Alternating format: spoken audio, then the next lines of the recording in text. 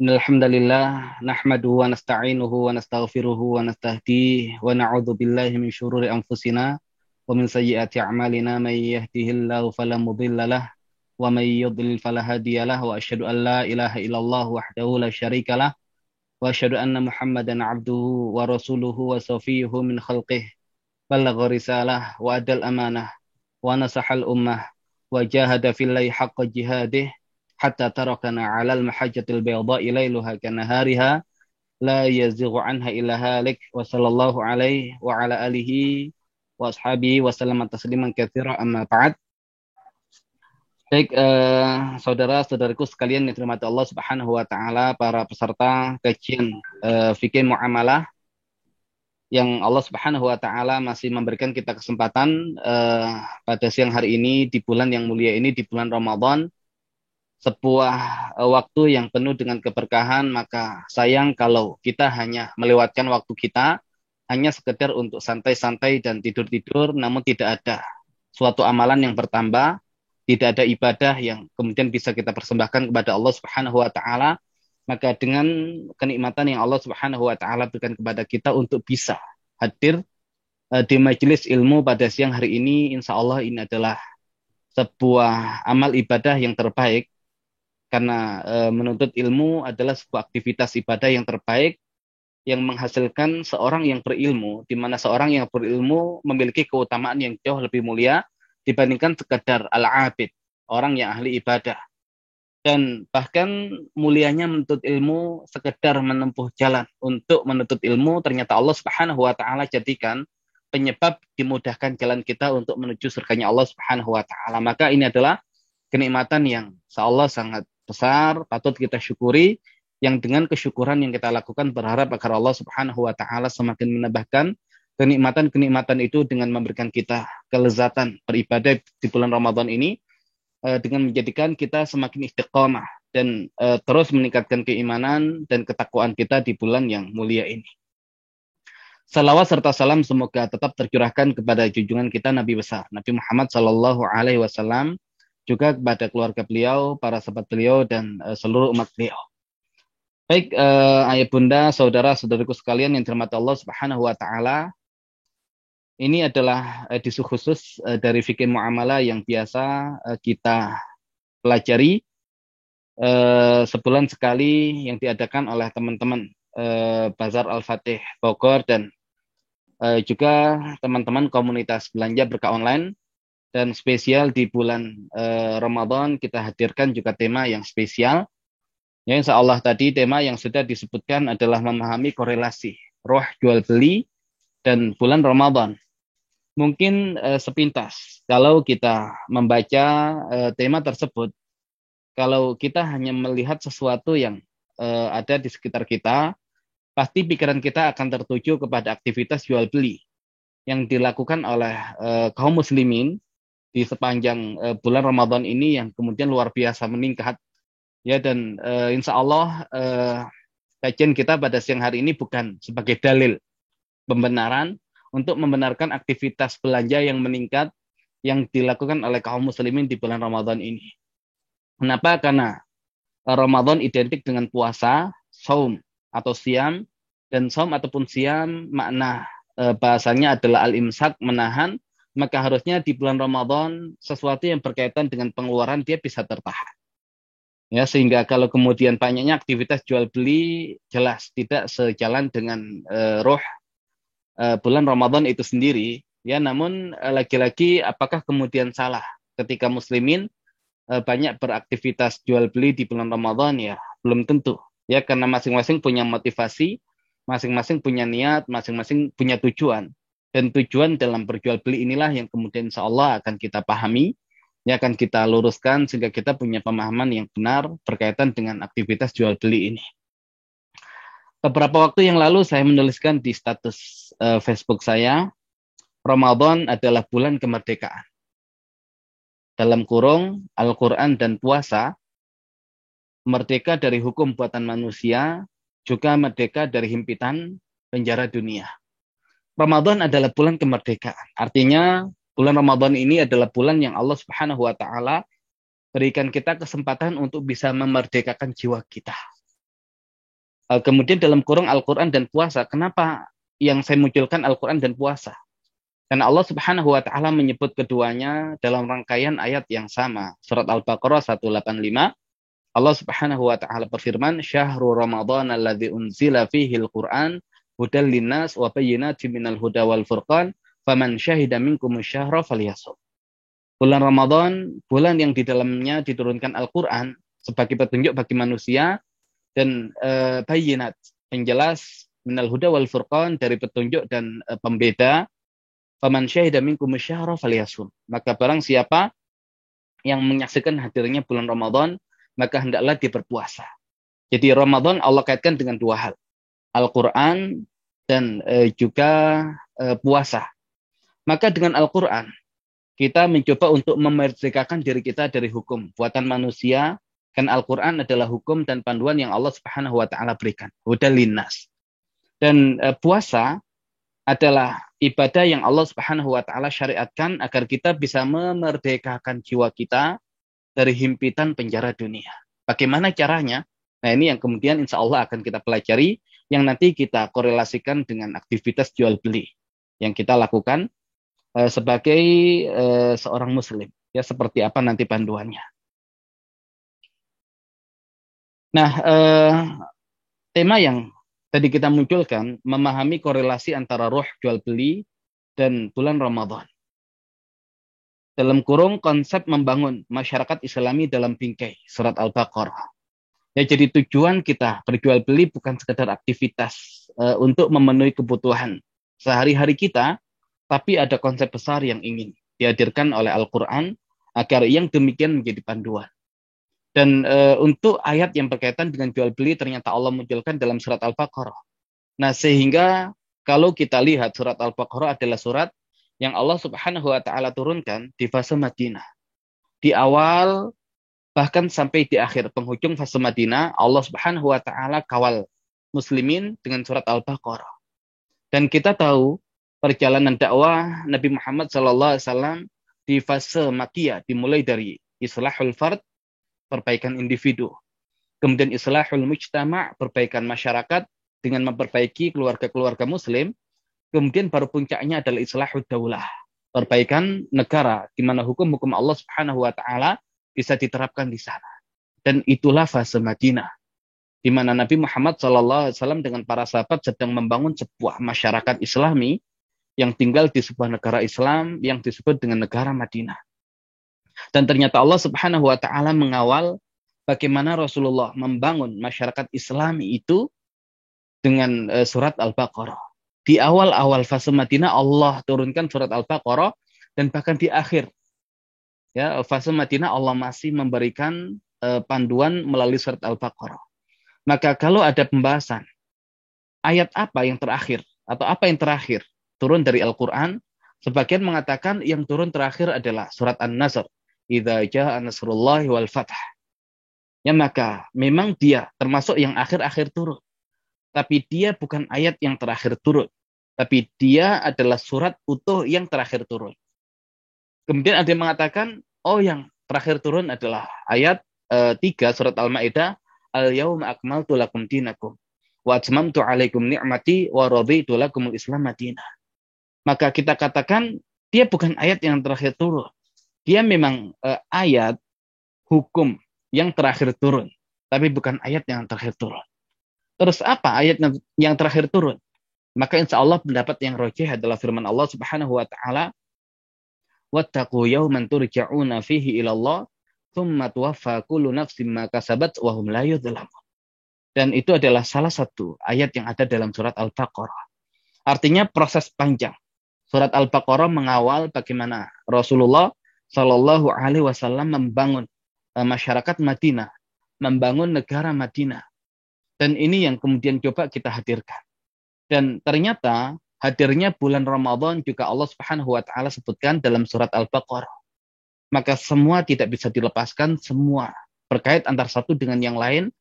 Terlebih Al-Qur'an itu adalah sebuah ayat yang atau sebuah kitab yang Allah Subhanahu wa taala uhkimat ayatuhu. Allah jadikan ihkam, jadikan terkait dengan sangat erat antara satu ayat dengan ayat yang lain, tsumma fussilat. Kemudian Allah rincikan. Dan ini sayang kalau kemudian tidak kita jadikan panduan. Terlebih bulan Ramadan, bulan Al-Quran. Hudal linnas, sebagai panduan bagi manusia. Dan ya semoga ini menjadi upaya kita, ikhtiar kita untuk menjadikan Ramadan ini berbeda ya dengan Ramadan sebelumnya ya ada perubahan yang signifikan dalam diri kita, dan bukan hanya diri kita, dalam keluarga kita, dan bukan hanya dalam keluarga kita tapi sampai masyarakat kita. Ayat yang berkaitan dengan jual beli, Allah Subhanahu wa taala munculkan dalam surat Al-Baqarah ayat yang ke-275. Allah Subhanahu wa taala berfirman, "Alladzina ya'kuluna riba la yaqumuna illa kama yaqumul ladzi yatakhabbatu syaitanu minal mas. Dzalika bi annahum qalu innamal bai'u mithlu riba wa halallahu al-bai'a wa harrama riba." Orang-orang yang memakan riba, mereka tidak berdiri, kecuali berdiri seperti orang yang kesurupan setan. Yang demikian karena mereka mengatakan sesungguhnya jual beli itu seperti riba. Padahal Allah Subhanahu wa taala halalkan jual beli dan haramkan riba. Nah, ternyata Allah Subhanahu wa taala langsung memunculkan pembahasan tentang riba, dibenturkan dengan jual beli yang merupakan pembahasan yang sedang kita bahas pada siang hari ini. Dan riba ini adalah model ekonomi yang menjangkiti masyarakat di zaman turunnya Al-Quran, dan ternyata riba pula menjadi model ekonomi yang sampai kita rasakan pada hari ini. Ternyata semua solusinya untuk menghancurkan konsep ekonomi ribawi adalah dengan jual beli sebagaimana yang Allah Subhanahu wa taala hadirkan dalam surat Al-Baqarah ayat yang ke-275. Dan ternyata memang kehidupan kita di dunia ini hakikatnya adalah jual beli. Jadi hidup kita di dunia ini adalah aktivitas jual beli. Makanya Allah Subhanahu wa taala menjelaskan tentang beberapa model jual beli yang ada dalam surat Al-Baqarah. Yang pertama adalah jual beli orang-orang munafik. Ya, walaupun ini lagi-lagi tema jual belinya tidak seperti yang kita pahami sebagai sebuah transaksi jual beli di sekitar kita, tapi ini sebuah konsep yang jauh lebih luas lagi. Ternyata Allah Subhanahu wa taala tadi menggambarkan kehidupan kita di dunia hakikatnya adalah aktivitas jual beli. Ya, namun model jual beli seperti apa yang mau kita jalani? Apakah seperti orang-orang munafik yang Allah Subhanahu wa taala gambarkan itu dalam surat Al-Baqarah ayat yang ke-16. Ulaikal ladzina ishtaraw ad-dhalalata bil huda fama rabihat tijaratuhum wa ma kanu muhtadin. Mereka itu, yaitu orang-orang munafik, alladzina ishtaraw ad-dhalalata bil huda, orang-orang yang menjual atau membeli kesesatan bil huda, dengan petunjuk yang sudah ada pada mereka. Fama rabihat tijaratuhum, maka tidak mendapatkan untung perdagangan mereka, wa ma kanu muhtadin, dan mereka tidak mendapatkan petunjuk. Bayangkan orang-orang munafik, orang-orang yang zahirnya menyatakan keislaman. Orang-orang yang diperlakukan oleh muslimin selayaknya orang-orang Islam yang lain, ya karena zahirnya mereka adalah orang-orang Islam, dan mereka pula berinteraksi dengan Al-Quran. Makanya dalam sebuah hadis dijelaskan tentang perumpamaan orang Islam atau orang beriman yang membaca Al-Quran, maka seperti raihanah, seperti utruja, ya seperti utruja, yang dia baunya harum, kemudian rasanya manis. Orang beriman yang tidak membaca Al-Quran, ya maka seperti buah kurma, dia manis tapi tidak ada baunya, ya tidak ada baunya. Kemudian orang munafik yang membaca Al-Quran, ya maka dia seperti raihanah, baunya harum, ya tapi rasanya pahit. Dan orang munafik yang tidak membaca Al-Quran seperti Hanzalah, yang tidak ada baunya tapi rasanya pahit. Artinya orang munafik ini juga berinteraksi dengan Al-Quran, petunjuk yang Allah Subhanahu wa taala berikan ya untuk menjadi pedoman hidup manusia, tapi ternyata mereka tidak bisa memanfaatkan itu, justru kemudian mereka jadikan petunjuk itu untuk membeli kesesatan. Ya, dan wajar ketika kemudian Allah Subhanahu wa taala akhirnya menjadikan mereka fiddarkil asfali minan nar, di dasar neraka, yang disebabkan oleh perbuatan mereka yang sangat buruk, bahkan melebihi orang kafir pada umumnya. Nah, ini model jual beli orang-orang munafik. Kemudian ada model jual beli orang-orang Yahudi. Allah Subhanahu wa taala gambarkan dalam surat Al-Baqarah ayat 79.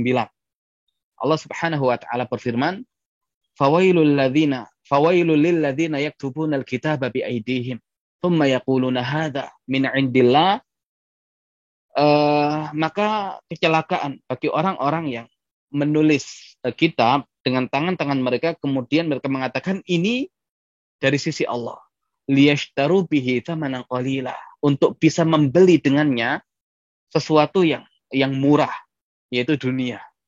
Fawailul lahum mimma katabat aydihim, maka celaka bagi mereka disebabkan yang ditulis oleh tangan-tangan mereka. Wa wailul lahum mimma yaksibun, dan kecelakaan bagi mereka disebabkan apa yang mereka usahakan.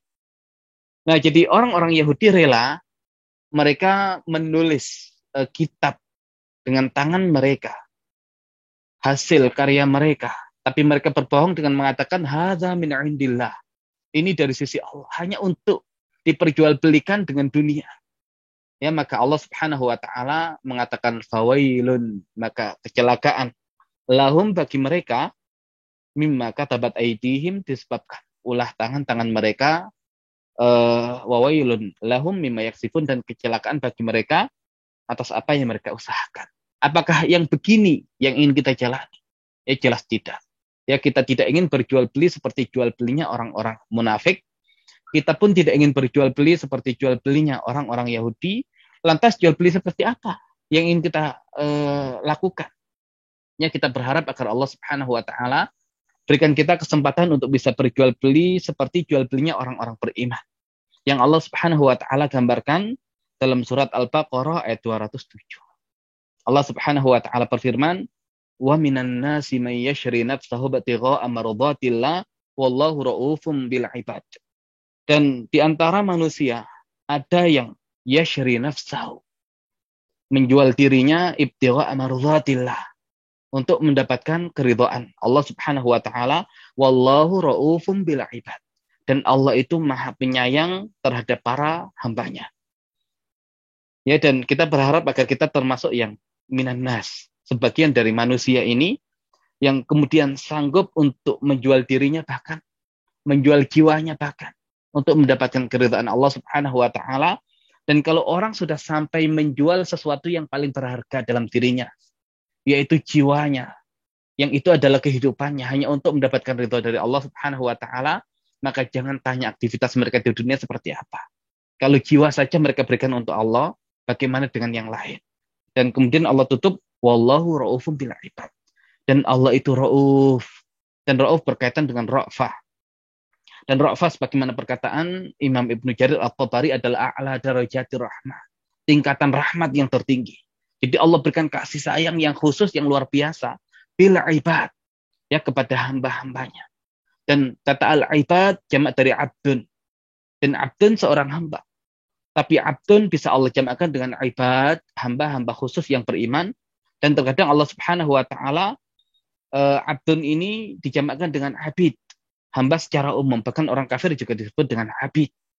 Nah, inilah yang kemudian harus kita lakukan di dunia ini untuk menjadi ibad bagi Allah Subhanahu wa taala. Bahkan kita rela memberikan jiwa kita kepada Allah Subhanahu wa taala. Kita menjual dan bertransaksi dengan Allah Subhanahu wa taala dengan ya jiwa kita sebagai ya alat tukarnya. Nah, sehingga inilah hakikat kehidupan dunia. Kita ini adalah hamba-hamba Allah Subhanahu wa taala. Ketika Allah Subhanahu wa taala kemudian berfirman, wa ma khalaqtul jinna wal insa illa liya'budun, dan tidaklah aku ciptakan jin dan manusia kecuali agar mereka beribadah kepadaku. Berarti tujuan kita diciptakan adalah untuk ibadah. Dan ibadah seperti apa yang ingin kita berikan kepada Allah? Adalah ibadah dengan ikhtiar kita, yang kemudian kita persembahkan dengan sangat maksimal. Sehingga kemudian kita menjadi ibad, ya, hamba-hamba yang bersifat khusus. Nah, inilah hakikat ya jual beli kita dengan Allah Subhanahu wa taala di dunia ini. Yang semua dibingkai ya dalam bingkai ibadah, sehingga kalau kemudian kita lihat ketika jiwa ya kita jual kepada Allah Subhanahu wa taala, padahal itu adalah unsur kehidupan kita, maka hakikatnya diri kita ini ada unsur jiwa, ada unsur fisik. Unsur jiwa kecenderungannya adalah melepas dunia. Dia ingin kembali kepada Allah Subhanahu wa taala. Ya, makanya dikatakan, ya ayatuhan nafsul mutmainnah, irji'i ila rabbiki radiyatan mardiyah, fadkhuli fi ibadi wadkhuli jannati. Wahai jiwa-jiwa yang tenang, irji'i, kembalilah ila rabbiki radiyatan mardiyah, kepada Rabbmu dengan keadaan radiyah mardiyah, ridha dan diridhoi. Ya, sama-sama ridha. Ya, dalam aktivitas jual beli diperlukan keridhaan dari kedua belah pihak. Ya, jiwa yang diperjualbelikan tadi ridha, dan Allah pun Subhanahu wa taala menerima juga dengan ridha. Fadkhuli fi ibadi, maka masuklah ke dalam golongan hamba-hambaku tadi, tujuan kita. Ya, jual beli dengan Allah adalah menjadi hamba-hamba yang mengabdi kepada Allah. Kalau itu kita bisa lakukan, fadkhuli jannati, maka masuklah ke dalam surgaku. Nah, ini jiwa yang seperti itu adalah jiwa yang bisa mengalahkan unsur fisiknya. Nah, unsur fisik ini cenderung mengejar dunia. Dan kalau itu yang diperturutkan, maka jiwanya justru menjadi jiwa yang dikendalikan oleh unsur fisiknya, yang cenderung mengajak kepada kerendahan, dan itu adalah an-nafas al-ammarah bisu. Ya, jiwa yang menyuruh kepada keburukan. Kenapa? Karena terkontaminasi dengan unsur fisiknya. Namun, an-nafas al-lawamah adalah jiwa yang terjadi pertarungan antara dirinya dengan fisik. Ketika fisik melakukan keburukan, maka jiwa menolak. Ya, memberikan penolakan di situ. Tapi kita berharap, ya, di bulan Ramadan ini Allah Subhanahu wa taala memberikan kita kesuksesan, kelulusan dalam madrasah yang luar biasa ini, ya, dalam syahr at-tarbiyah, bulan pendidikan ini, agar kita berhasil memerdekakan jiwa kita dengan panduan Al-Qur'an, dan kita ridho dihukumi dengan hukum Allah Subhanahu wa taala, dan kita bisa memerdekakan jiwa kita dari himpitan dunia yang itu berkaitan dengan unsur fisik kita. Nah, sehingga bagaimana kita bisa menjadikan Al-Qur'an ini sebagai panduan kita agar jiwa kita bisa dimerdekakan. Ya, agar jiwa bisa dimerdekakan sesuai dengan petunjuk Allah Subhanahu wa taala. Nah, ya, target di bulan Ramadan adalah menjadikan Al-Qur'an yang dia petunjuk secara umum bagi manusia menjadi petunjuk bagi orang-orang yang bertakwa. Ya, jadi kita belum akan merdeka jiwa kita manakala kita masih menjadi umumnya manusia, belum menjadi pribadi-pribadi yang bertakwa. Makanya Allah Subhanahu wa taala di surat Al-Baqarah menyebutkan dua fungsi Al-Qur'an. Yang pertama adalah di surat Al-Baqarah ayat 185, Syahrul Ramadan alladzi unzila fihi al-Qur'an hudan linnas. Bulan Ramadan, bulan diturunkan Al-Qur'an, hudan linnas, sebagai petunjuk bagi manusia. Kemudian di surat Al-Baqarah ayat yang kedua, Dzalikal kitabu la raiba fi hudan lil muttaqin. Itulah Alkitab, yaitu Al-Qur'an yang tidak ada keraguan di dalamnya, sebagai petunjuk bagi orang-orang yang bertakwa. Jadi target di bulan Ramadan ini adalah menaikkan level kita dari sekedar manusia pada umumnya menjadi orang-orang yang bertakwa. Karena dengan cara inilah jiwa kita bisa dibebaskan, ya, bisa dimerdekakan dari unsur penjara fisik kita, dari unsur himpitan, ya, sempitnya dunia ini.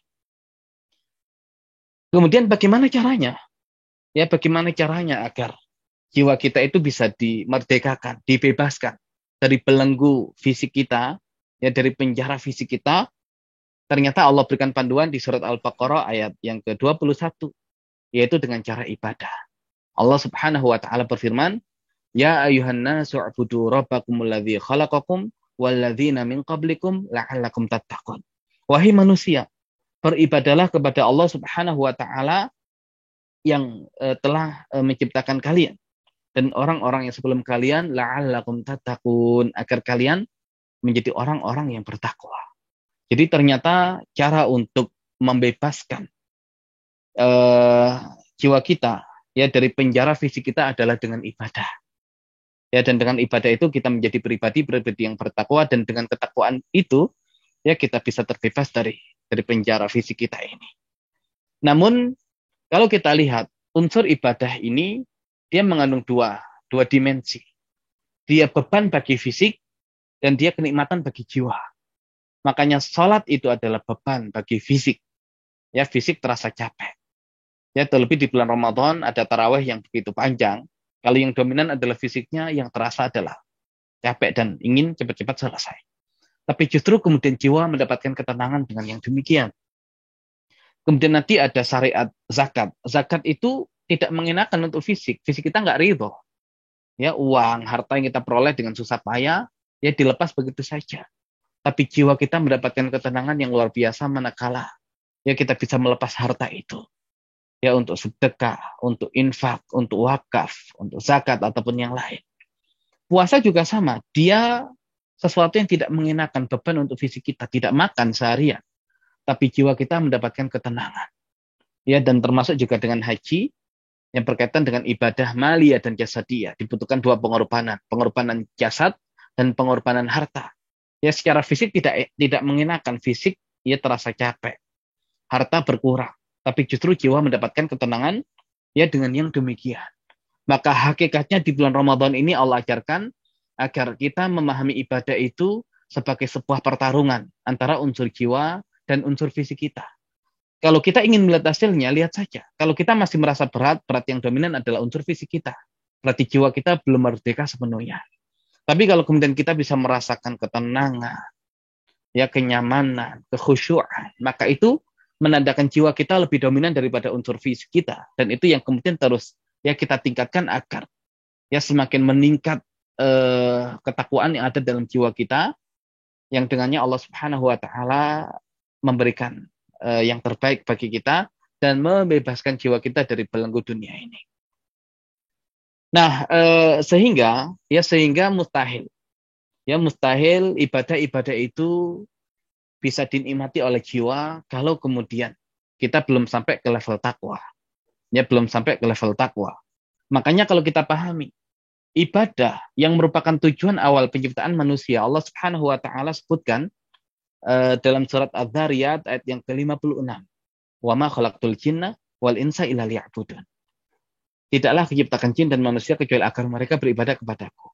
Kalau kita lihat surat Az-Zariyat ini termasuk surat Makkiyah. Surat-surat yang turun di fase Makkah. Tapi kalau kemudian kita lihat surat Al-Baqarah adalah surat yang Allah turunkan di fase Madinah, termasuk di dalamnya pembahasan tentang ibadah-ibadah untuk menaikkan sampai ke level ketakwaan. Ya, dan seakan di fase Makkiyah sentuhannya adalah iman. Dan iman plus ibadah hasilnya adalah takwa. Iman plus ibadah hasilnya adalah takwa. Nah, seakan butuh proses yang sangat panjang. Ya, karena fase Makkiyah berlangsung 13 tahun. Sampai baru Allah hadirkan ayat-ayat yang membahas tentang syariat. Ayat-ayat yang membahas tentang hukum. Ayat-ayat yang membahas tentang ibadah itu di fase Madinah. Nah, makanya agar jiwa kita ini sanggup memikul beban-beban ibadah yang Allah berikan, maka dia harus lebih kuat daripada unsur fisik. Dan bagaimana agar unsur jiwa ini lebih kuat daripada unsur fisik? Nah, inilah penanaman iman yang dilakukan oleh Nabi Muhammad SAW di fase Makkiyah terhadap para sahabat. Dan iman itu kita tahu ada rukun iman. Ya, ketika Jibril datang kepada Nabi SAW kemudian bertanya, "Ya Muhammad, akhbirna 'anil iman." Wahai Muhammad, kabarkan kepadaku tentang iman. Maka beliau menjawab, "Al-iman an tu'mina billah wa malaikatihi wa kutubihi wa rusulihi wal yaumil akhir wa an tu'mina bil qadari khairi wa syarri." Iman itu hendaklah kamu beriman kepada Allah, kepada malaikat-malaikatnya, kepada kitab-kitabnya, kepada rasul-rasulnya, kepada hari akhir, dan kamu beriman kepada qadarnya, ya, kepada qada dan qadarnya, baik yang baik ataupun yang buruk. Dan ini rukun iman, wajib ada. Dan ternyata cabang iman nanti sangat banyak. Ya, sehingga dalam hadits dikatakan al-iman bid'un wa sab'una syu'bah. Dan di riwayat yang lain bid'un wa situna syu'bah. Iman itu 70 sekian cabang. Riwayat yang lain, iman itu 60 sekian cabang. A'laha atau afdaluha al-kalimah la ilaha illallah. Yang paling tinggi dan yang paling afdal adalah kalimat la ilaha illallah. Wa adanaha, dan yang paling rendah imatatul adza 'anit thariq, menghilangkan sesuatu yang menyakitkan dari jalannya manusia. Wal haya'u syu'batun minal iman, dan malu itu termasuk satu cabang dari cabang-cabang iman. Nah, iman kepada Allah, iman kepada malaikat, Iman kepada kitab-kitab, iman kepada para rasul, iman kepada hari akhir, iman kepada qada dan qadar adalah rukun, harus ada. Tapi dari rukun itu kemudian kalau kita press, ketemunya adalah iman kepada Allah dan iman kepada kepada hari akhir. Iman kepada Allah dan iman kepada hari akhir. Makanya selalu disandingkan ya dalam banyak hal berkaitan dengan iman kepada Allah dan iman kepada hari akhir. Karena dua hal inilah yang menjadikan manusia itu istiqomah di dunia ini, ya karena dia nanti berharap dengan kenikmatan setelah kehidupan dunia yaitu kehidupan akhirat, dan dia juga takut terhadap hukuman yang ada di alam selanjutnya yaitu alam akhirat.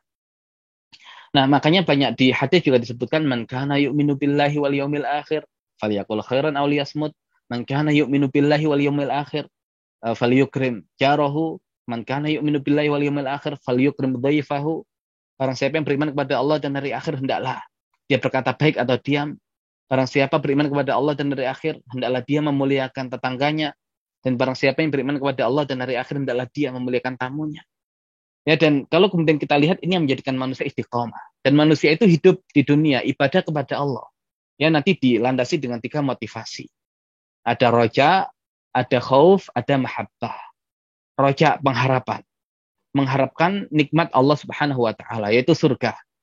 Kemudian khauf, ketakutan, kekhawatiran akan siksaan Allah Subhanahu wa taala yaitu neraka. Mahabbah, nah ini cinta kepada Allah Subhanahu wa taala. Nah, kalau kemudian kita lihat orang yang motivasi ibadahnya adalah untuk mendapatkan balasan surga dan khawatir terhadap neraka, ini masih masuk di tadi roja dan khauf. Dan kalau roja dan khauf kaitannya dengan surga dan neraka, kalau kita kaitkan dengan konsep keimanan, dia baru sampai di iman kepada hari akhir. Belum menyentuh intisari iman, yaitu iman kepada Allah. Dan intisari iman itu adalah iman kepada Allah yang dia korelasinya dengan mahabbah, kecintaan. Ya, kecintaan. Nah, kalau sudah kecintaan, apakah kemudian menghilangkan unsur roja dan khauf? Tidak. Ya, tidak. Tetap mengharapkan roja, nikmat Allah Subhanahu wa taala untuk bisa masuk ke dalam surga Allah Subhanahu wa taala. Namun nikmat terbesar bukan surganya itu, tapi bisa melihat Allah Subhanahu wa taala sebagai Rabb yang dicintainya. Makanya dikatakan wujuhu yauma idzin nadhirah ila rabbiha nadhirah. Wajah orang-orang yang masuk surga ketika itu nadhirah, berseri-seri. Ila rabbiha nadhirah, karena melihat kepada Rabb-nya. Jadi surga itu kenikmatan, tapi nikmat terbesar di dalam surga adalah melihat Allah Subhanahu wa taala. Lilladzina ahsanul husna wa ziyadah. Bagi orang-orang yang berbuat baik, husna, surga, wa ziyadah, dan nikmat yang lebih yaitu melihat Allah Subhanahu wa taala. Dan siksaan dan orang yang mengharapkan bertemu dengan Allah, di sisi yang lain dia takut ya terhadap siksanya Allah. Ya, yaitu neraka, tapi siksaan yang terbesar bukan neraka.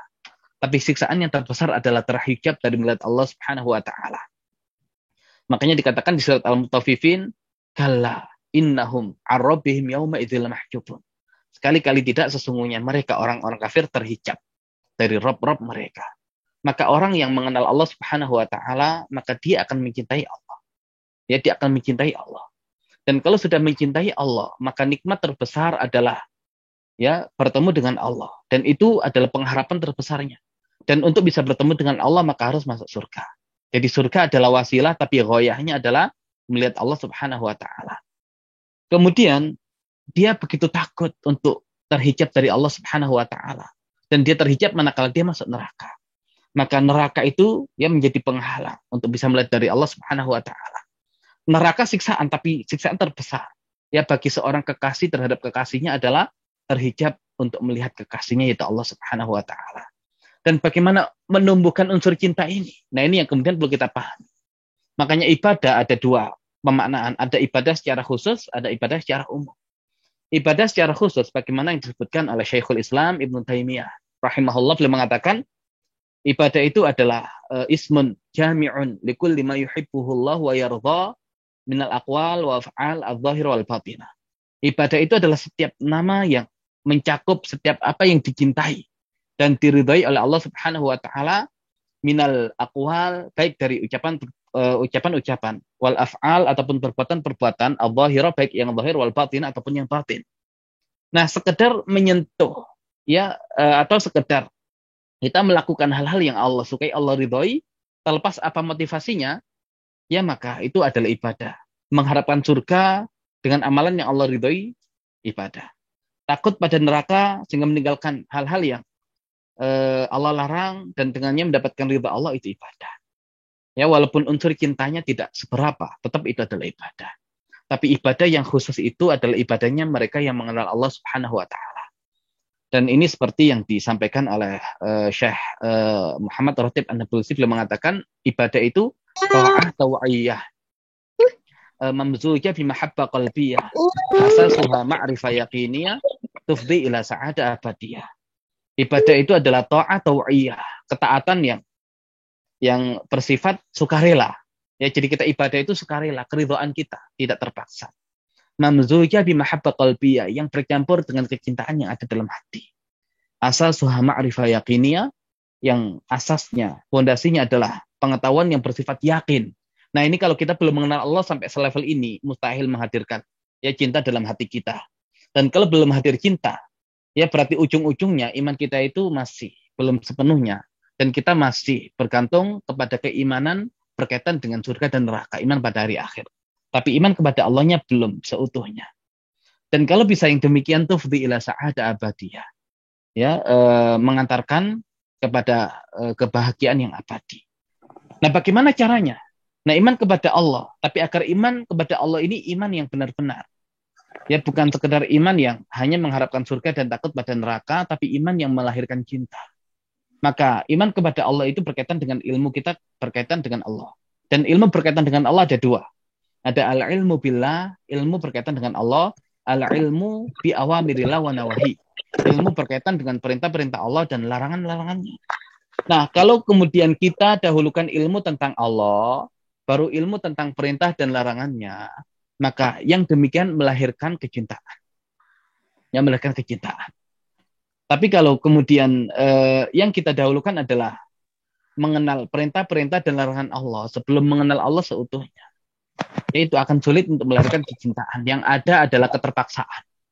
Makanya mengenal Allah sebelum perintahnya dan larangannya melahirkan ketakwaan atau fikih takwa. Tapi kalau mengenal perintah dan larangannya sebelum mengenal Allah, yang lahir adalah fikih fatwa. Nah, fikih fatwa ini sekedar ibadah tadi. Ya, hanya mengharapkan surga dan takut pada neraka. Tapi kalau fikih takwa, karena sebab kecintaan kepada Allah, ingin memberikan yang maksimal kepada Allah. Ya, karena jiwa ini berasal dari Allah dan ya berharap bisa kembali. Ya, dengan keadaan yang mutmainnah. Ya, dengan tenang menghadap Allah Subhanahu wa taala yang ini tadi disebabkan oleh ketakwaan. Makanya ya, untuk melahirkan konsep takwa tadi dimulai dari mengenal Allah, baru mengenal perintah dan larangannya. Makanya kenapa Allah perintahkan ibadah atau jelaskan tentang ibadah sebagai tujuan diciptakan manusia di surat Az-Zariyat yang merupakan surat Makkiyah. Tapi detail ibadahnya nanti Allah Subhanahu wa taala jelaskan di surat Al-Baqarah di fase Madaniyah, agar kita memulai dulu mengenal Allah sebelum memulai untuk mengenal perintahnya. Agar fikih yang kita hasilkan adalah ya fikih takwa. Dan kalau seandainya kita langsung belajar tentang perintah dan larangan Allah, maka yang lahir dari kita adalah ya adalah fikih fatwa. Ya, kita tidak sepenuhnya bisa memberikan yang terbaik kepada Allah Subhanahu wa taala. Jadi ibadah itu jadi beban. Kenapa? Karena fisik kita masih sangat dominan. Jiwa kita belum tersibgha dengan nama-nama Allah yang indah. Kalau sudah tersibgha, maka jiwa itu merasa ya nyaman, ya merasa mendapatkan ketenangan dengan melakukan ibadah-ibadah itu. Nah, maka ini rahasia bagaimana Rasulullah dengan para sahabat di fase Madinah ya merasakan kenyamanan ibadah yang begitu luar biasa. Bahkan berkaitan dengan sholat. Ya, Rasul mengatakan kepada Bilal, ya Bilal arihna bis sholat. Wahai Bilal, istirahatkan kita dengan sholat. Karena sholat adalah istirahatnya jiwa. Dan yang lebih dominan dari Rasulullah Sallallahu Alaihi Wasallam dengan para sahabat adalah jiwa mereka. Tapi kalau kita seandainya ketemu dengan Bilal, ya mungkin kita mengatakan, ya Bilal arihna minas sholat. Wahai Bilal, istirahatkan kita dari sholat. Ya, karena yang dominan dari diri kita adalah unsur fisik kita. Jiwa kita belum tersibgha sepenuhnya sehingga belum ya mencintai Allah Subhanahu wa taala disebabkan belum kenalnya kita kepada Allah Subhanahu wa taala. Tapi kalau kita kenal Allah Subhanahu wa taala dan kita tahu Allah itu ghaniyun 'anil alamin. Allah itu maha kaya terhadap semesta alam, artinya Allah tidak butuh semesta alam. Allah tidak butuh kita. Allah tidak butuh ibadah kita. Tapi kenapa Allah Subhanahu wa taala perintahkan kita untuk beribadah? Berarti murni ibadah itu untuk kebaikan kita. Kenapa? Karena Allah tidak butuh. Ya, karena Allah tidak butuh, berarti kita yang butuh. Ya, berarti kita yang butuh. Nah, kemudian kalau kita mengenal Allah Al-Hakim, Allah Subhanahu wa taala yang maha bijaksana, yang setiap syariat dan hukumnya ada hikmah. Nah, kenapa Allah berikan ibadah? Kenapa Allah berikan agama? Kenapa Allah berikan perintah dan larangan? Kenapa Allah berikan hukum-hukum? Kenapa Allah berikan syariat? Yaitu semua demi kebaikan kita, dan di balik semua itu ada hikmah. Maka orang yang imannya kuat, dia tidak mencari hikmah, asal tahu yang memerintahkan Allah dia maksimal. Ya, tapi kalau kemudian orang yang belum mengenal Allah, perlu dikasih tahu hikmahnya dulu, baru kemudian bisa jalan. Dan itu pun dia masih belum bisa menikmati.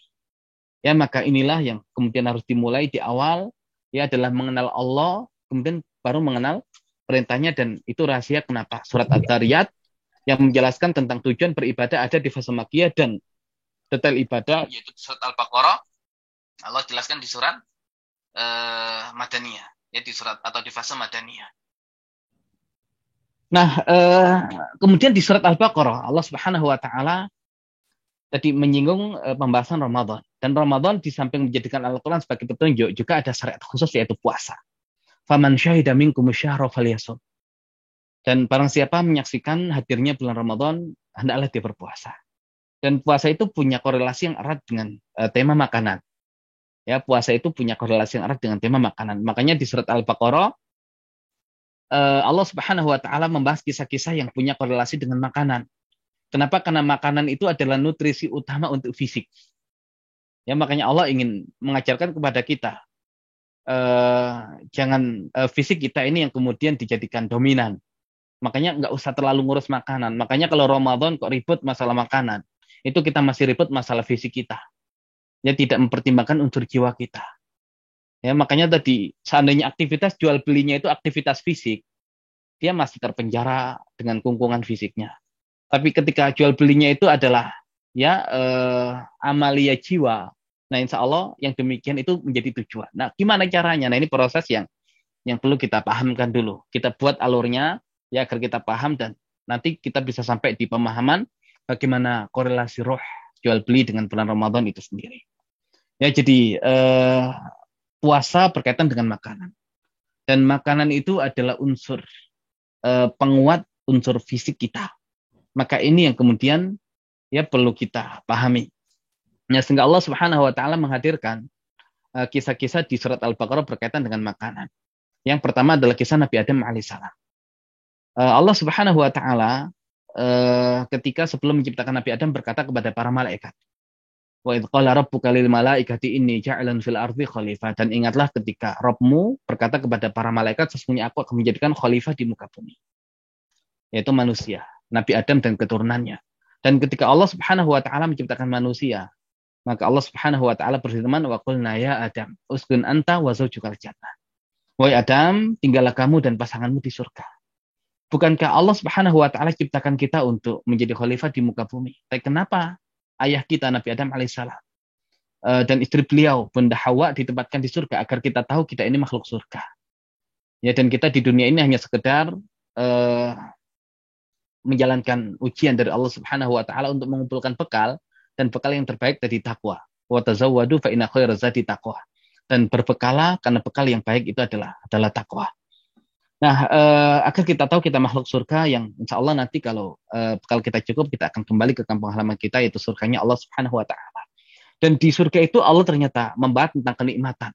Wa kula minha ragadan haitsu syi'tuma wa la taqrabu hadhihi syajarah fatakuna minadh dhalimin. Dan makanlah sekehendak kalian apa-apa yang ada di dalam surga itu sepuas kalian. Tapi jangan dekati pohon ini, kalau kalian dekati pohon ini, maka kalian termasuk orang-orang yang berbuat kezaliman. Jadi di antara sekian banyak nikmat surga, Allah hanya sebutkan satu nikmat, yaitu nikmat makanan. Ya, karena ternyata makanan ini yang menjadi ujian manusia. Ya, unsur mana yang lebih dominan, unsur jiwa kita atau unsur fisik kita? Kalau unsur fisik kita, pasti kita akan menganggap makanan itu sebagai ya ujian yang luar biasa. Makanya ujian ketaatan Nabi Adam itu dengan makanan, dan ternyata Nabi Adam ya dijerumuskan oleh setan ya lewat makanan ini. Dan ujian makanan ini yang Allah Subhanahu wa taala jadikan untuk melihat unsur jiwa atau fisik yang lebih dominan. Dan ternyata Nabi Adam alaihissalam dikeluarkan oleh Allah Subhanahu wa taala ya dari surganya disebabkan memakan sesuatu yang Allah haramkan. Dan bayangkan, yang di surga saja Allah keluarkan gara-gara makanan yang haram. Masa iya kita di dunia ini kemudian berharap masuk surga, tapi ternyata kita tidak memperhatikan masalah ya haram dan halalnya makanan kita. Ya makanya kalau kita tahu ternyata Nabi Adam itu tergelincir oleh bujuk rayu setan disebabkan oleh lupa. Karena Nabi Adam punya ilmu, sebabnya hanya lupa. Allah Subhanahu wa taala berfirman, "Wa laqad ahidna ila Adam, fanasiya wa lam najid lahu asma."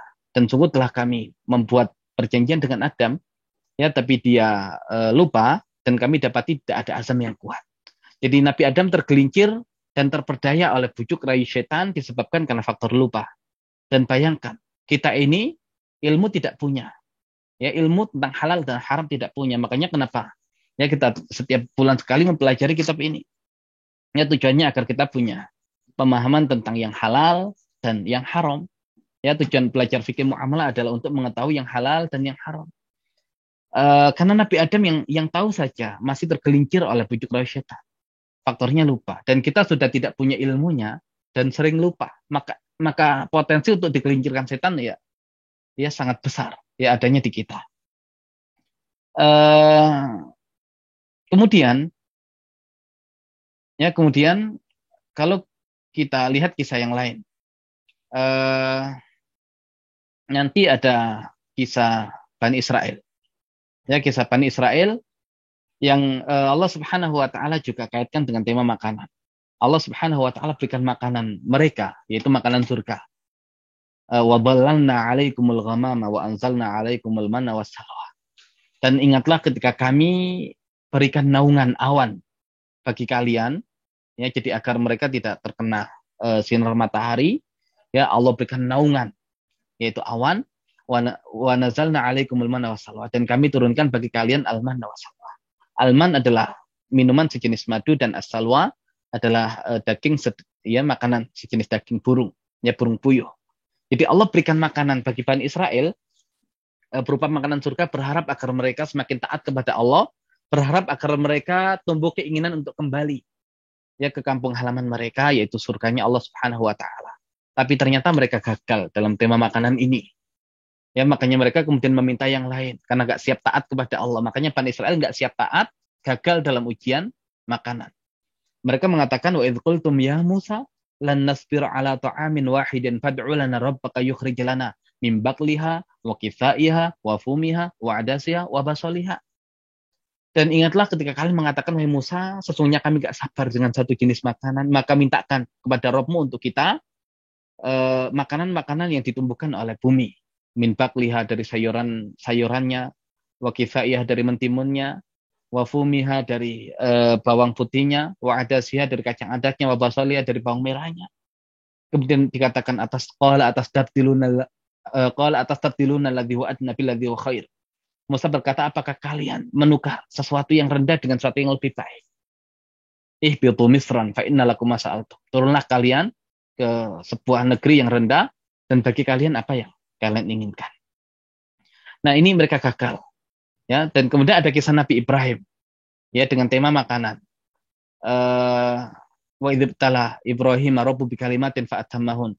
Dan ingatlah ketika Ibrahim diuji oleh Rabb-nya dengan kalimat-kalimat ujian, maka dia mengerjakan dengan sempurna, yang nanti intinya adalah ketika Nabi Ibrahim meminta kepada Allah, Rabbij'al hadza baladan amina warzuq ahlahu minas samarat. Ya Allah, jadikan negeri ini negeri yang aman dan berilah rezeki bagi penduduknya dengan buah-buahan.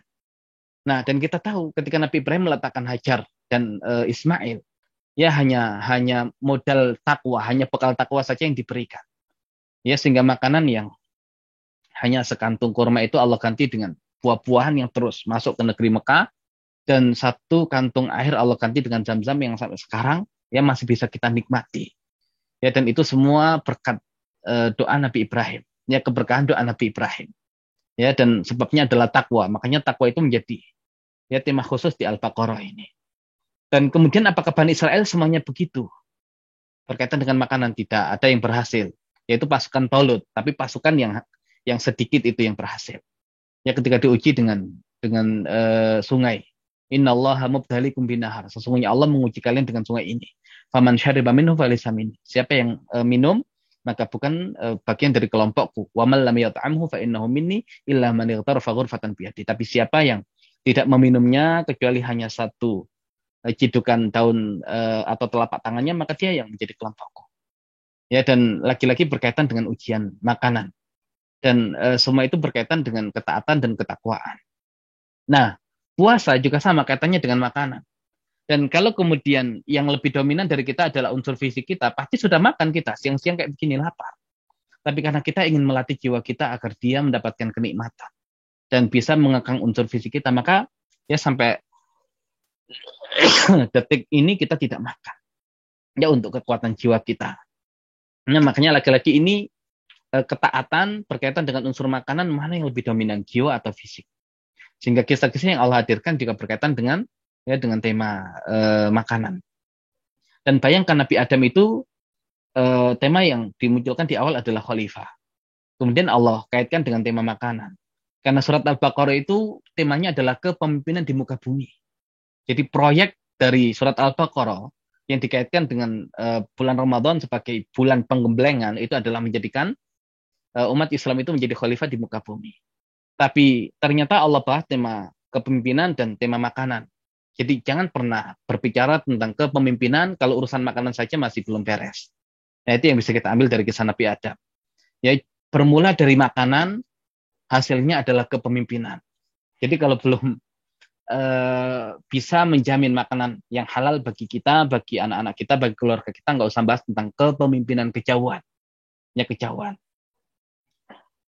Nah, kemudian makanan juga berkaitan dengan tadi fisik kita yang berasal dari unsur tanah yang rendah. Itu juga perlu kemudian diberikan nutrisi karena tadi kita tidak mengharamkan makanan penting. Ya, penting karena itu kebutuhan fisik. Tapi jangan ketika diberikan kebutuhan itu melebihi tujuan awalnya. Ya, karena jiwa yang harus lebih dominan. Fisik ini dikasih makan sekedar bisa hidup saja. Ya, tapi ada aturan. Nah, sehingga Allah Subhanahu wa taala membahas di surat Al-Baqarah berkaitan dengan tema makanan halal dan mengikuti langkah setan. Karena kalau fisik kita ini, kalau dulu ya Nabi Adam dan Hawa digelincirkan melalui makanan, ini pula yang digunakan oleh setan di dunia ini lewat jalur makanan. Dan puasa itu solusinya tadi. Di surat Al-Baqarah Allah Subhanahu wa taala berfirman, "Ya ayuhan nas, kulu mimma fil ardi halalan thayyiba wala tattabi'u khutuwati syaitan innahu lakum aduwwum mubin. Innama ya'murukum bisu'i wal fahsya wa an taqulu 'ala Allahi ma la ta'lamun." Wahai manusia, makanlah dari apa yang ada di bumi yang halal yang thayyib dan jangan mengikuti langkah-langkah syaitan. Nah, berarti ada korelasi yang kuat antara mengikuti langkah syaitan dengan makanan yang haram. Dan dikatakan innama ya'murukum bisu'i wal fahsya. Sesungguhnya syaitan itu memerintahkan kalian untuk berbuat yang jahat dan yang keji. Wa antaqulu 'ala Allahi ma la ta'lamun, dan berbicara tentang Allah Subhanahu wa taala apa-apa yang tidak kalian ketahui. Jadi cara syaitan menggoda kita lewat jalur makanan. Dan bayangkan ketika target kita adalah ketakwaan dan Rasul mengatakan at-taqwa hahuna, takwa di sini. Ya, at-taqwa hahuna, takwa di sini, at-taqwa hahuna, takwa di sini. Jantung. Dan Rasul mengatakan inna fil jasadi mudghah. Sesungguhnya di dalam tubuh itu ada segumpal daging. Idza saluhat saluhal jasadu kullu, jika baik seluruh anggota tubuhnya. Wa idza fasadat fasadal jasadu kullu, dan jika rusak maka rusak seluruh tubuhnya, ala wahyal qalb, dan itu adalah jantung. Dan jantung ini tugasnya memompa darah ke seluruh tubuh. Dan darah itu dihasilkan oleh makanan. Dan kalau makanannya haram, berarti darahnya pun bersumber dari yang haram. Berarti jantung kita memompa sesuatu yang bersumber dari sesuatu yang haram. Dan bayangkan Rasul mengatakan inna syaitan yajri min ibni adam majrad dam. Syaitan itu mengalir pada tubuh anak Adam melalui peredaran darah. Nah, jadi kalau darahnya haram, karena makanan kita makan haram, syaitan leluasa. Dan pusatnya nanti menguasai hati kita, yang menguasai jantung kita, yang itu adalah pusat manusia. Bagaimana melahirkan ketakwaan? Kalau syaitan sudah menguasai ya organ yang terpenting. pusat dari manusia itu sendiri. Makanya di Al-Baqarah Allah jelaskan, agar cara kita tidak bersumber dari yang haram, agar syaitan tidak punya kuasa atas kita. Allah jelaskan di Al-Baqarah tentang makanan-makanan yang haram. Ya, ada pembahasan tentang makanan haram secara zatnya. Allah Subhanahu wa taala berfirman, innama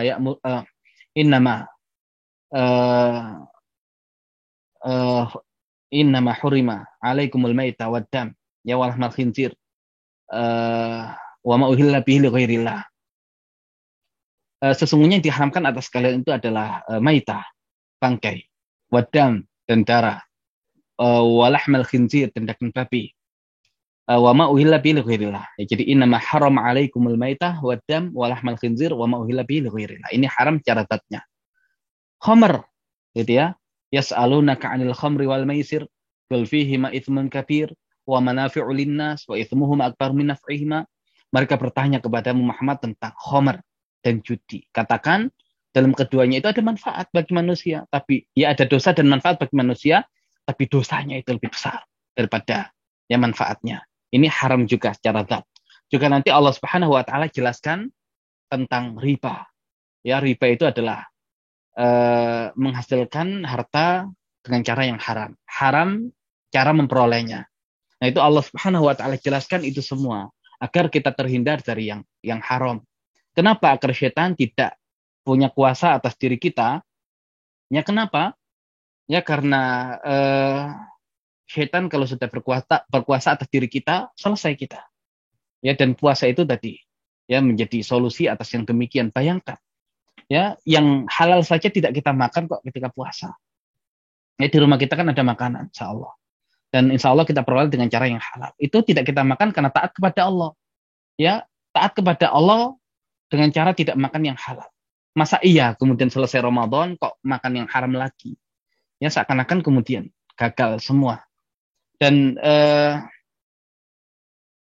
ya kalau kita lihat ya di ayat puasa itu kan nanti Allah selipkan tentang doa. Wa idza salaka ibadi anni fa inni qarib ujibu da'wata da'i idza da'an falyastajibu li wal yu'minu bil alam yarshudun. Jika mereka bertanya kepadamu Muhammad tentangku, sesungguhnya aku dekat. Nah, ini masalah kedekatan dengan Allah. Ujibu da'wata da'i idza da'an. Aku mengabulkan doa orang yang berdoa kepadaku.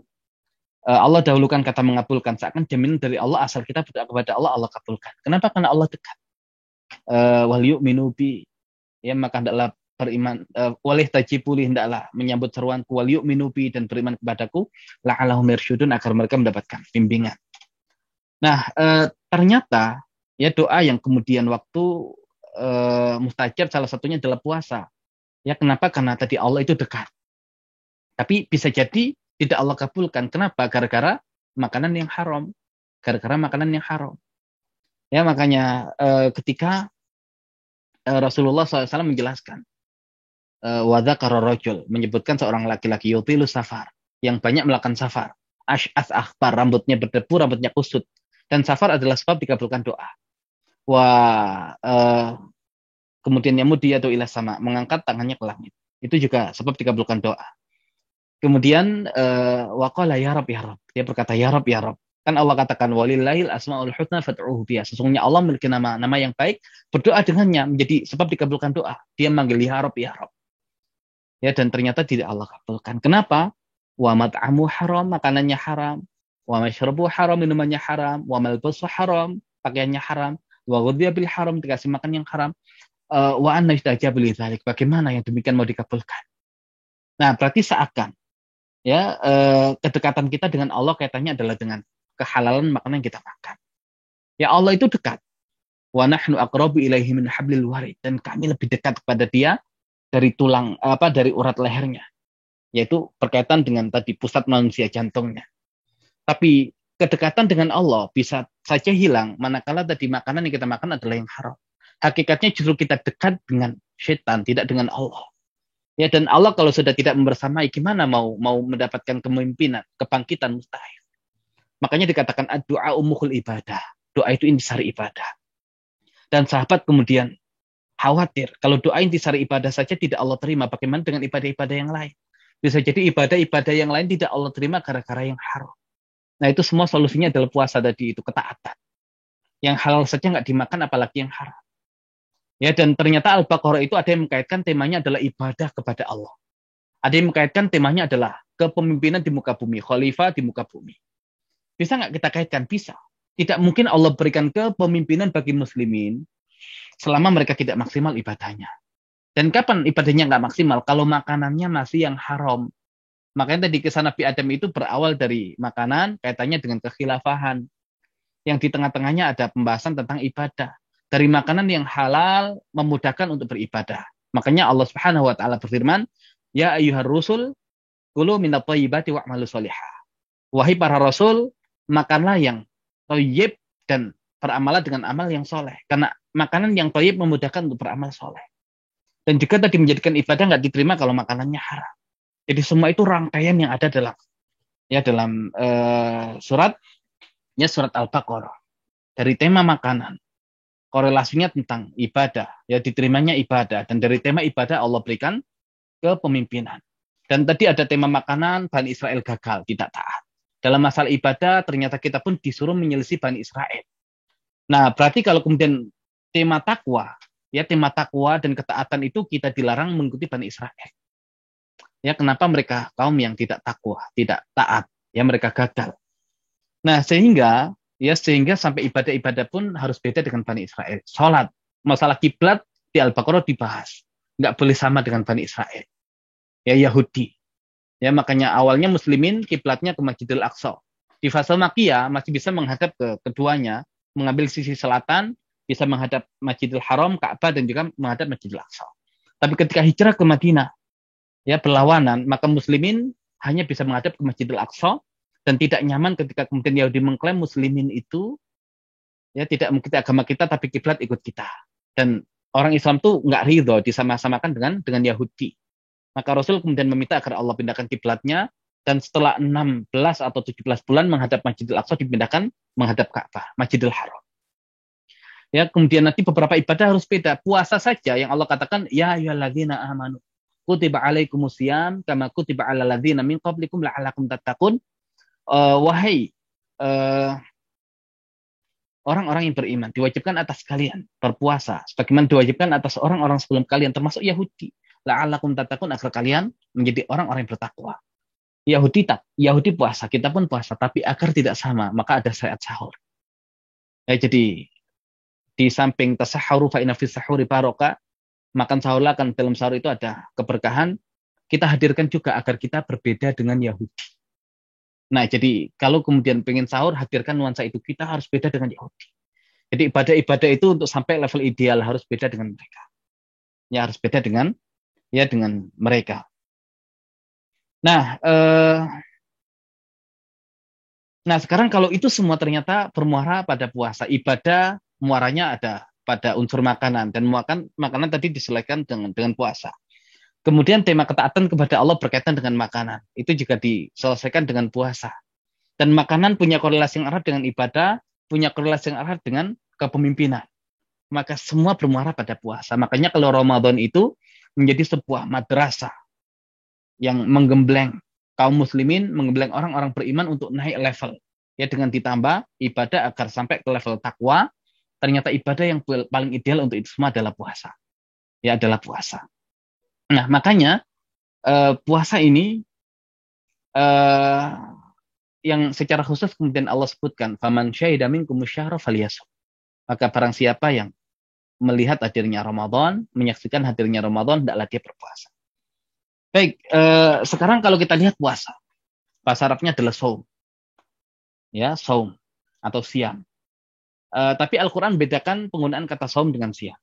Ya, membedakan antara itu. Sehingga saum digunakan untuk kisah Maryam. Allah Subhanahu wa taala mengkisahkan kisah Maryam.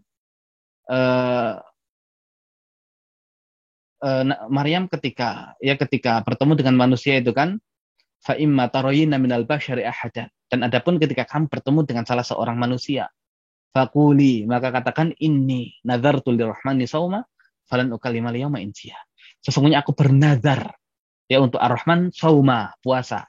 Falan ukallima al-yawma insiya, dan aku tidak akan berbicara dengan manusia pun pada hari ini. Jadi puasanya Maryam adalah puasa untuk tidak berbicara dengan manusia.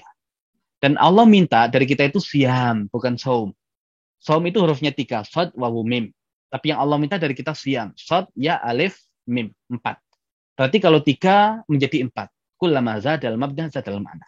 Ketika tambah jumlah huruf, tambah maknanya. Dan Allah Subhanahu wa taala berfirman, ya ayyuhalladzina amanu kutiba alaikumusiyam. Yang Allah minta dari kita siam. Berarti seakan dari puasa yang pertama ini Allah naikkan level yang lebih tinggi lagi. Berarti kalau standar puasa dalam menjaga lisan, Allah minta lebih lagi, yaitu menahan dari hal-hal yang membatalkan puasa, mulai terbit fajar ya sampai tenggelam matahari. Nah, itu yang Allah harapkan.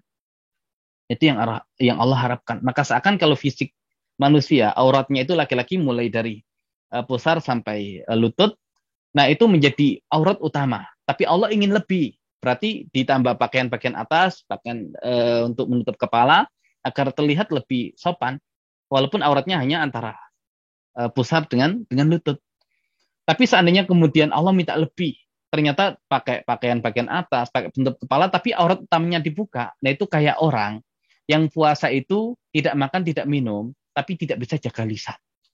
Ya tidak bisa jaga lisan, itu hilang roh puasanya. Ya makanya Rasul mengatakan man lam yada' qaula zur wal amala bihi falaysa lillahi hajatun fi ayyada at'ama wa syarafahu. Barang siapa yang berkata kotor dan tidak bisa dan beramal, ya tidak meninggalkan perkataan kotor dan beramal dengan perkataan itu, maka tidak ada hajat bagi Allah walaupun dia meninggalkan makanan dan minumannya.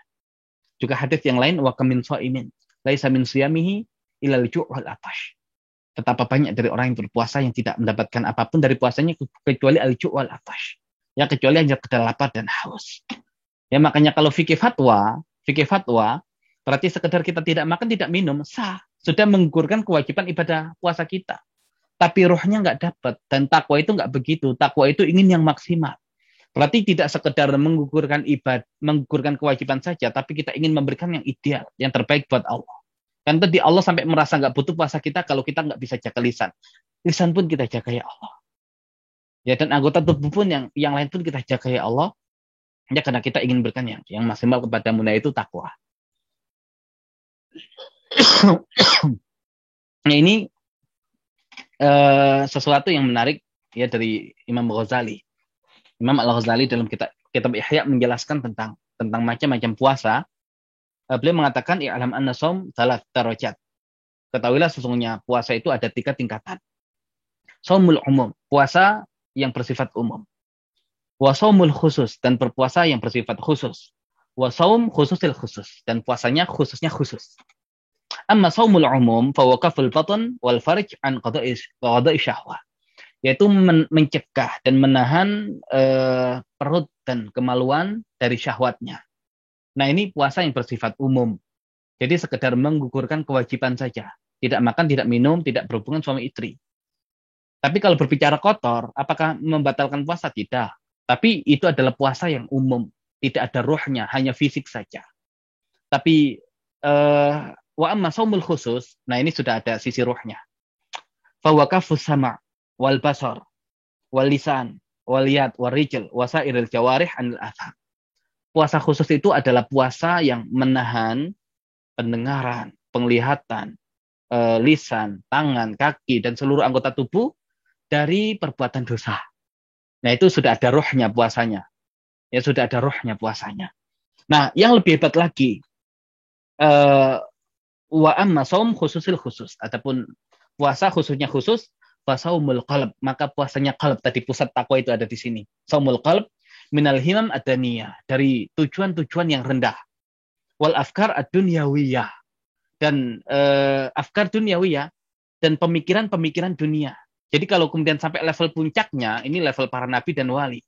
Puasa itu bisa sampai kemudian menghilangkan semua tujuan-tujuan yang rendah, semua pikiran-pikiran dunia, wakaffuhu amma siwallahi bil kulliyah, dan menghilangkan semua yang selain Allah.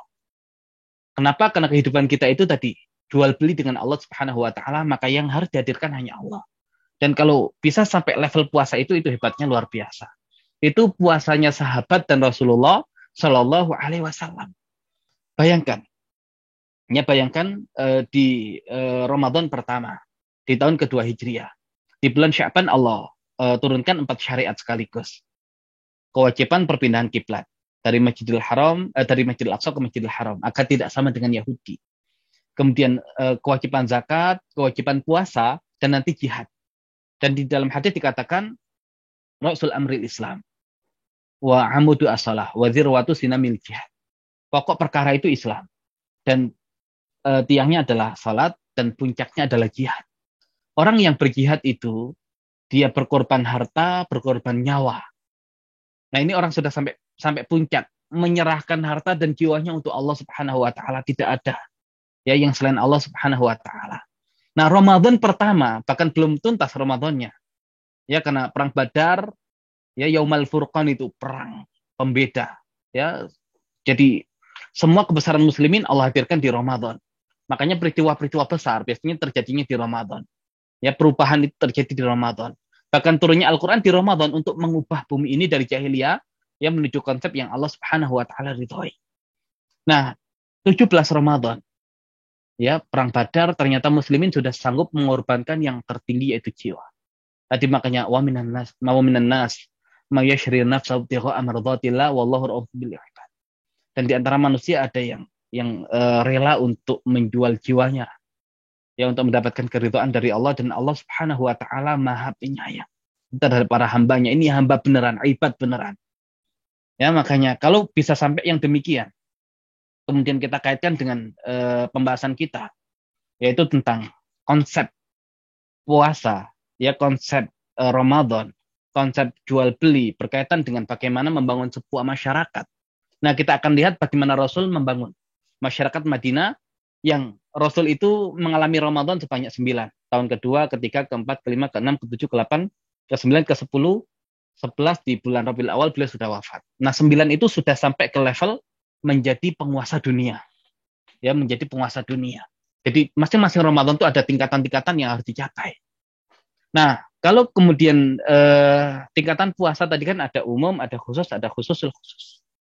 Ya, dan kalau kemudian puasa kita sekedar hanya menggugurkan kewajiban, berarti yang dominan fisik. Kita masih di tahapan umum. Tapi kalau kemudian kita ya puasa itu tidak hanya menjaga unsur fisik, tapi lisan segala macam semua kita jaga, berarti kita masuk di khusus. Tapi lebih hebat lagi kalau kemudian dunia ini kita talak ya gara-gara puasa itu, dan hanya Allah Subhanahu wa taala yang menjadi tujuan. Nah, itu berarti khususul khusus. Itu sahabat dengan para nabi, dengan Rasulullah SAW ketika membangun negara Madinah. Kita lihat sahabat ketika hijrah ke Madinah, yang menguasai ekonomi adalah orang-orang Yahudi. Bahkan ayat yang bahas tentang jual beli, wailul lil mutaffifin alladzina idza qalu 'alan nasi yastawfun wa idza kaluhum aw wazanuhum yukhsirun ala yadhunnu ulaika annahum mab'utsun. Ya, celakalah bagi al-mutaffifin alladzina idza qalu 'alan nasi yastawfun, ketika mereka yang minta ditimbangkan, mereka minta ditimbang dengan sempurna. Wa idza kaluhum, kalau mereka yang menimbangkan, awazanuhum, atau ya tadi mengukurkan atau menimbangkan, yukhsirun, mereka mengurangi. Sebagian mengatakan ini surat Al-Mutaffifin termasuk surat Makkiyah yang akhir-akhir. Ada yang mengatakan surat Madaniyah karena sudah turun di fase Madinah. Kok bisa demikian? Ya karena memang surat Al-Mutaffifin turun di rentang waktu itu. Seakan kemudian seandainya turun di fase Makkiyah adalah untuk persiapan muslimin agar tidak mengikuti cara jual beli yang seperti itu. Merusak ekonomi masyarakat. Atau seandainya turun di Madinah, berarti agar muslimin tidak terus-menerus melakukan ekonomi yang demikian. Itu nggak benar. Ya, belum lagi kemudian ada Yahudi yang menguasai konsep ekonomi di sana. Ya, dengan konsep ribanya. Makanya ternyata jual beli, ya Allah sandingkan dengan riba tadi itu. Ya, jual beli Allah sandingkan dengan riba. Nah, di awal sahabat tinggal di Madinah. Ya, mereka berjual beli di pasar Bani Qainuqa, pasar milik orang-orang Yahudi. Ya, jadi Yahudi punya pasar Bani Qainuqa. Kita tahu Abdurrahman bin Auf. Ini Abdurrahman bin Auf yang ketika dipersaudarakan dengan Sa'ad bin Arabi kemudian dibagi dua. Ya, hartanya kalau kamu mau dibagi dua. Istriku ada dua, lihat pilih yang mana. Tapi Abdurrahman nggak mau, tunjukkan saya pasar. Ya, ditunjukkan pasar Bani Qainuqa. Jadi interaksi muslimin pertama jual belinya di pasar Yahudi. Semua dikuasai Yahudi. Ya, produk pasar dikuasai Yahudi. Nah, kemudian pasar Bani Qainuqa, kemudian pasar Ka'ab bin al-Ashraf. Tapi Allah Subhanahu wa taala syariatkan untuk takaful, saling tolong menolong, saling menanggung antar muslimin dengan muslimin yang lain. Ya, untuk memperkuat kondisi mereka di Madinah di fase awal dakwah itu dengan konsep ukhuwahnya. Nah, lihat perang Badar, perang yang terjadi di tahun kedua Hijriah. Ya, sebelum perang Badar tadi muslimin sudah mikir masalah ekonomi, masalah pasar. Yang mereka itu masih ekonominya itu jual belinya di pasar Yahudi. Ya, di pasar Yahudi. Nah, tapi Rasul sudah punya wacana. Rasul sudah punya wacana muslimin harus punya pasar sendiri sebelum perang Badar itu. Muslimin sudah punya pasar sendiri. Ketika Rasul buat pasar, dirusak oleh Ka'ab bin al-Ashraf, pemuka Yahudi. Ya, kemudian Rasul mengatakan, saya akan buat pasar di tempat yang menjadikan dia lebih murka lagi. Ya, lebih marah lagi. Dan lihat selesai perang Badar. Selesai perang Badar. Kemudian Yahudi yang ada di Madinah, termasuk Yahudi Bani Qainuqa, kemudian merasa, ya muslimin ini kenapa sombong? Perang melawan kaum yang tidak bisa berperang. Nggak usah sombong, nggak usah bangga. Seandainya mereka berperang melawan kami, mereka akan tahu ya bagaimana menghadapi kaum yang ahli perang. Ya, Yahudi mulai sesumbar. Ya, kemudian Ka'ab bin al-Ashraf juga sama. Bahkan dia memprovokasi orang-orang musyrikin Mekah. Sampai kemudian Rasul mengatakan ya kepada sahabat untuk mengeksekusi Ka'ab bin al-Ashraf. Ya, nanti Ka'ab bin al-Ashraf dieksekusi mati dia, Yahudi. Dia ini tokoh Yahudi punya pasar juga, berarti kalau dia mati pasarnya tutup. Ya. Kemudian kita tahu kisah muslimin dilecehkan di pasar Bani Qainuqa selepas perang Badar. Karena tadi Yahudi yang marah dengan kemenangan muslimin. Di situ ada perempuan muslimah yang dilecehkan oleh pedagang emas. Ya, kemudian diikat bagian atas pakaiannya dengan bagian bawah. Ketika kemudian perempuan itu berdiri, maka tersingkap auratnya. Dan ketika ada seorang muslim yang melihat saudari ya, muslimahnya dilecehkan, dia tidak terima dan membunuh Yahudi itu. Kemudian muslim ini dikeroyok oleh Yahudi yang lain di pasar itu sampai dia mati. Dan ketika Rasul mendengar kabar itu, maka Rasul perintahkan untuk mengepung Yahudi Bani Qainuqa. Dan akhirnya kita tahu mereka menyerah dan akhirnya diusir dari Madinah. Ya, berarti kalau mereka diusir dari Madinah, pasar mereka otomatis tutup. Selesai, habis semua. Pasarnya Ka'ab bin al-Ashraf tutup, pasarnya Yahudi Bani Qainuqa tutup, muslimin fokus dengan pasar muslimin sendiri. Selepas Ramadan, selepas perang Badar. Nah, berkaitan dengan jual beli, konsep fatwa. Boleh nggak kita berjual beli dengan orang-orang Yahudi? Ya, dengan orang-orang Yahudi. Atau dengan orang-orang non-muslim secara umum. Secara fikih nggak ada masalah, secara fatwa nggak ada masalah. Tapi secara takwa, kalau ada opsi yang lain, dan kalau memang tidak benar-benar butuh, ahsannya kita itu jual belinya dengan sesama muslim. Ya, jual belinya dengan sesama muslim. Itu kalau takwa. Tapi kalau sekedar fatwa ya nggak ada masalah. Ya, asal yang dibeli itu halal. Lihat muslimin. Ketika Rasul membuat pasar Madinah, semua beralih ke pasar Madinah. Ya, walaupun masih ada yang di pasar Yahudi ketika memang dibutuhkan. Nah, buktinya wanita tadi masih pergi ke pasar Yahudi. Ada seorang muslim juga yang masih beli di pasar Yahudi. Tapi sampai satu muslim dikeroyok, nggak ada yang nolong, itu kemana muslim yang lain? Kemana muslim yang lain? Sampai Rasul pun dengar kabar itu. Ya, selepas pembunuhan itu. Nah, muslim yang lain sudah ke pasar muslim sendiri. Nah, jadi seakan, ya selesai Ramadan ini, bahkan kita harus mentalak Yahudi itu, talak 3. Gitu ya. Jadi nggak apa-apa kalau kita butuh untuk beli produk mereka, nggak ada masalah. Ya, nggak ada masalah. Tapi kalau kemudian nggak butuh, ngapain kita harus beli produk mereka? Tapi kan halal, iya halal. Silakan kalau dengan fikih fatwa. Berarti puasanya itu hanya selesai puasa di fisik tadi. Puasa secara umum, sekedar menggugurkan kewajiban, tapi tidak menyentuh jiwa. Ya, tidak menyentuh jiwa. Maka ya halal nggak apa-apa, nah silakan. Berarti selevel itu puasa kita di bulan Ramadan. Hanya puasa umum yang menyentuh sisi fisik saja. Ya, tidak ada unsur jiwa yang saling bertaut antara satu muslim dengan muslim yang lain. Ya, sehingga masih ikut-ikutan beli di pasar Yahudi, di produk-produk non-muslim. Silakan, nggak ada masalah, selama itu halal. Ya, yang gagal itu kalau kemudian kembali ke yang haram itu gagal. Ya, tapi kalau kemudian masih begitu, ya berarti selevel itu Ramadan kita. Ya, lompatannya masih selevel itu. Ya, lumayan lah itu. Tapi kalau kemudian lebih naik lagi kayak sahabat itu. Ya, kalau seandainya tidak butuh-butuh banget, nggak butuh beli. ya produk Yahudi, ya jadi produk Muslimin sendiri. Nah ini yang kemudian perlu dihadirkan. Selesai Ramadan itu, ya ternyata pasar Yahudi tutup, Muslimin dengan pasarnya sendiri. Dan kalau kemudian kita lebih hebat lagi tadi puasa khususul khusus, ya khususul khusus, kita mentalak dunia, semua interaksi karena Allah Subhanahu Wa Taala. Nah berarti tadi kalau kemudian kita masih ya kalau kita kembali kepada yang haram, berarti puasa kita gagal. Oke? Okay? Kalau kita sudah tidak kembali kepada yang haram, kita ingin yang halal saja untuk keluarga kita. Tapi masih beli produk Yahudi di saat ada opsi yang lain dari Muslimin, berarti puasa kita masih puasa umum. Kemudian kalau kita sudah bisa tidak beli produk Yahudi, produk non Muslim, dan selama ada opsi dari Muslim, kita beli produk Muslim. Ya kita beralih dari produk mereka ke produk Muslim, berarti puasa kita sudah khusus.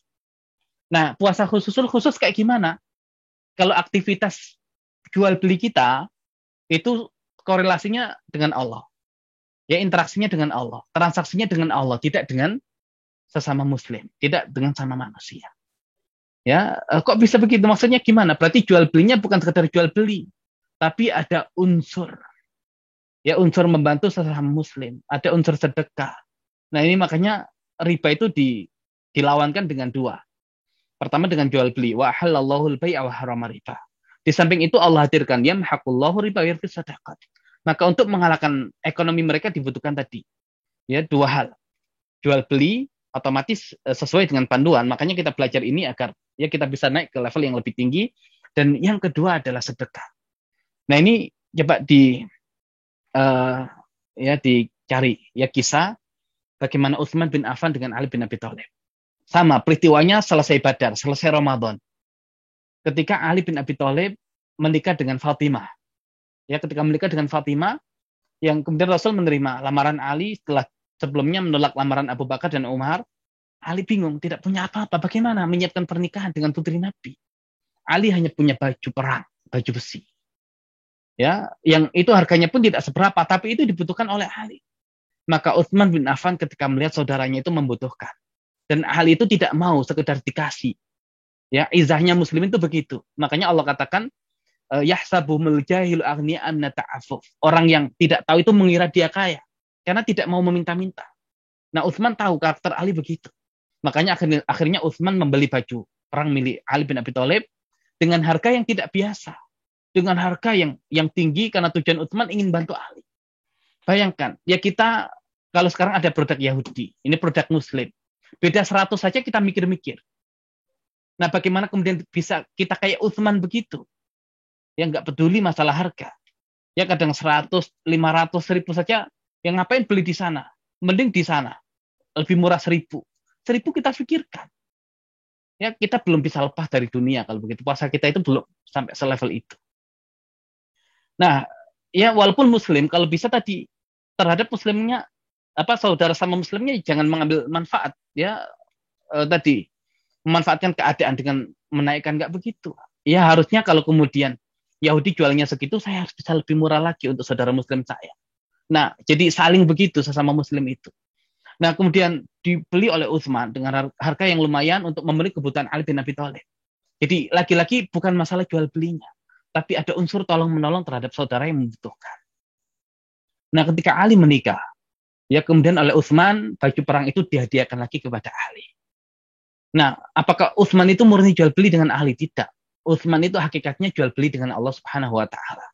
Ya, dengan cara apa? Dengan cara membantu saudaranya yang membutuhkan. Nah, kalau yang begini yang dihadirkan, itu pasar Yahudi tutup. Ya, jadi puasa itu sebetulnya rohnya ya adalah melepaskan kita dari unsur-unsur keduniaan. Ya, sehingga jual beli itu adalah antara kita dengan Allah, dan Allah itu akan ridho kepada kita manakala tadi ya kita punya perhatian lebih terhadap saudara kita. Jadi jual beli kita tidak sekedar ya jual beli, tapi ada unsur tolong menolong. Ya, ada unsur sedekah, ada unsur mengharap keberkahan dari Allah. Ya, dan kalau yang demikian kita lakukan, di samping menghadirkan keridhaan Allah, juga kita bisa menutup dan menyelisih Yahudi dan ya antek-anteknya. Kalau demikian yang kita lakukan, ya maka tadi Allah akan berikan kepemimpinan kepada muslimin. Ya Allah akan berikan kepemimpinan kepada muslimin dan di semua sektor muslimin akan ya bisa menguasai itu. Ya jadi ini yang kemudian perlu kita hadirkan. Kita lihat target kita selepas Ramadan ini. Apakah sekedar meninggalkan yang haram saja ataukah kemudian sudah bisa beralih ke produk muslimin atau bisa lebih-lebih lagi.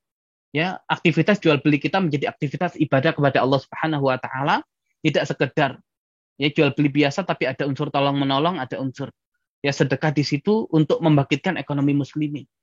Nah, itu yang kemudian menjadi target. Ya, kalau muslimin bisa di tahun pertama langsung selesai dengan itu, makanya di Ramadan berikutnya capaiannya lebih tinggi, lebih tinggi, lebih tinggi lagi. Ya kan dari ekonomi masuk ke sisi-sisi yang lain. Tapi kalau kita nggak tahu, ya minimal kita mulai. Syukur-syukur Ramadan ini sudah ada perubahan.